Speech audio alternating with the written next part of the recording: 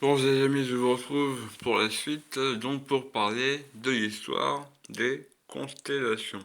Parce que ça, ce sont des arguments qui sont avancés par les deux camps, en fait. Je vais vous dire déjà euh, des arguments qui, moi, m'ont paru pertinents pour remettre en cause la théorie du globe. C'est qu'il y a des constellations qu'on est capable de voir toute l'année.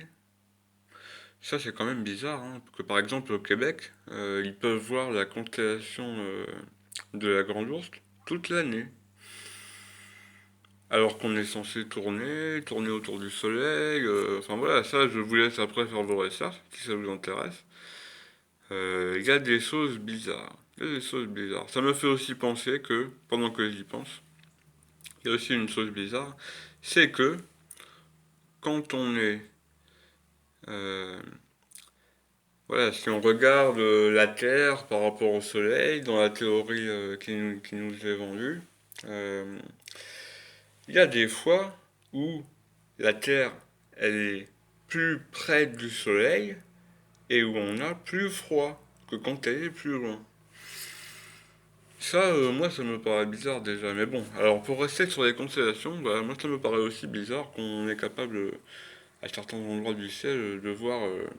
Ah, ça c'est le tonton qui s'occupe de faire d'aller amener la paille pour les vaches. Ça, voilà, c'est une petite dédicace à tous les paysans, s'il y en a qui me regardent. Voilà, moi je suis d'une famille de paysans, bref. Euh, Désolé pour la petite parenthèse.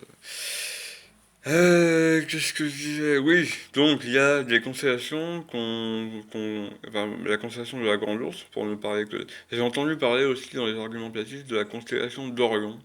Alors je vais pas dire de bêtises, hein, je me rappelle plus exactement dans quelles circonstances, mais je sais que c'est un argument pour remettre en cause la théorie du globe. Mais donc, voilà, c'est... Et donc, alors quand j'avance ces arguments-là pour remettre en cause la théorie du globe, comme quoi il y a des constellations qu'on voit toute l'année et que c'est bizarre que quand qu'on voit la constellation alors que on est censé voir voilà, il faudrait un petit schéma. Moi, je vous invite à aller voir le schéma qui montre, en gros, bon, c'est pas facile, mais en gros, avec le schéma sous la main, on voit facilement que c'est bizarre. C'est bizarre qu'en fait, on voit la même constellation alors que on devrait voir une autre partie de l'univers. En fait, en tout cas, c'est un hasard. C'est un hasard assez qui prête au questionnement.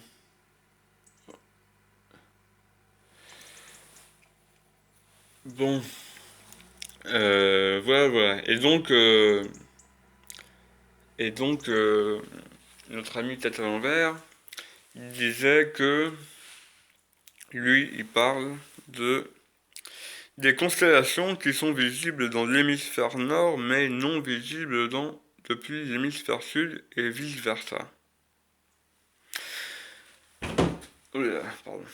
Euh, oui, donc, alors moi, je connaissais pas cet argument, hein. Franchement, je vais te dire, je connaissais pas, mais je vais te dire, ouais, je vais te dire sincèrement, ça m'étonnerait que les platistes n'aient pas réfléchi à cet argument.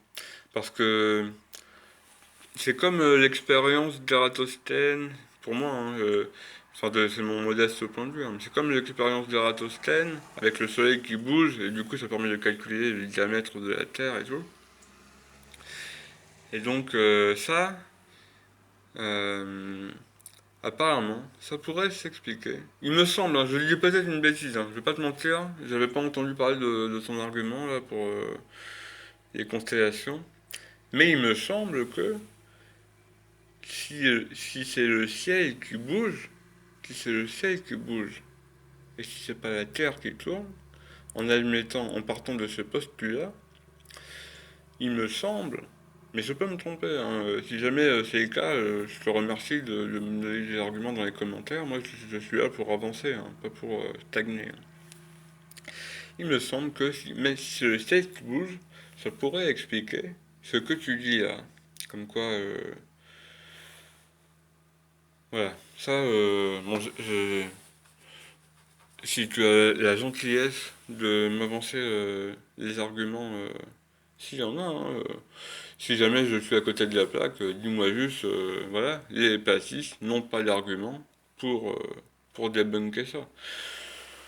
Ouais, voilà, bah, et à tout de suite, parce que j'ai vu aussi que dans les arguments, et là par contre je vais avoir beaucoup de choses à dire, je te le dis, c'est que tu parles